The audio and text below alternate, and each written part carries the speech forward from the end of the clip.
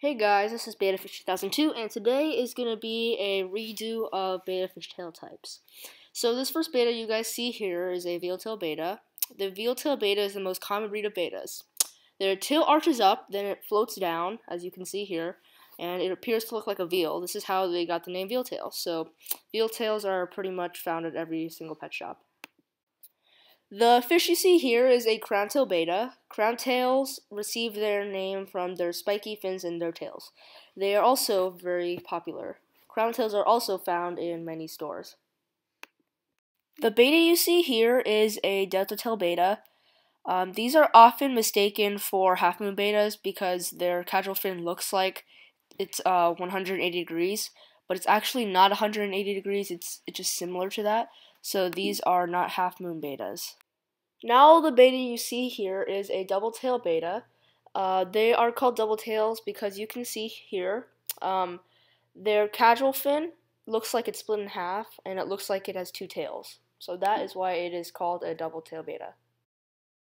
So the beta you see here is a Spade Tail Beta. Spade Tail betas are actually rare, but they're often mistaken as Veiltails because their tails kind of look like a Veiltail, but there's a difference because their tails do not like float downwards like a Veiltail does, and they're often shorter. This beta right here is a Roundtail Beta. Roundtail betas are often mistaken for Veiltails and half-moon betas, but as you can see, their tails aren't exactly a D shape; they're rounded. So that's how you can tell the difference between a half-moon and a Roundtail Beta.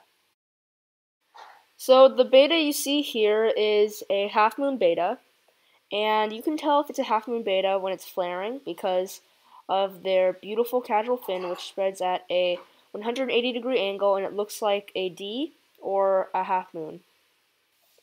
The beta you see here is a Rosetail Beta, and it is not a half-moon beta. As you can see, the caudal fin is ruffled, and thus it is a Rosetail Beta. These are often mistaken for half-moons and Feathertail Betas. The beta here is a Feathertail Beta. These are very similar to Rosetail, but they tend to have a more ruffled appearance. As you can see, the Rosetail has more of a smoother kind of tail, and the Feathertail is a lot more ruffled. So the beta you see here now is a Plakat or Placket Beta. These are also called short fin betas, as you can see. The fins are shorter, and this is actually a male beta. So these are often mistaken for female betas, but usually you can tell because these are male Plakat betas will not have an egg spot. This beta you see here is called a giant beta, and sometimes in pet stores they are called a king beta, but as you can see, they're called giant betas because they are so much bigger than a normal beta. You can see here.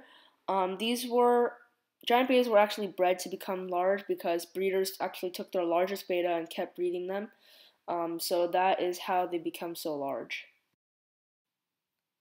So this beta you see here, I'm not going to be talking about its tail type. I'll actually be talking about the pectoral fins on it. But this is a Plakat Beta if you guys don't know that already. But this is an elephant ear beta or Dumbo. These are known for their larger or their large pectoral fins. As you can see, they're very large. Sometimes they are not large in like younger betas, so they'll be smaller, but you can tell because their pectoral fins will be white. This last beta here is a Dragonscale Beta. And it's not because of its fins, it's actually because of its scales. As you can see here, these are very pronounced kind of scales because they're like very like expressed inside of the beta.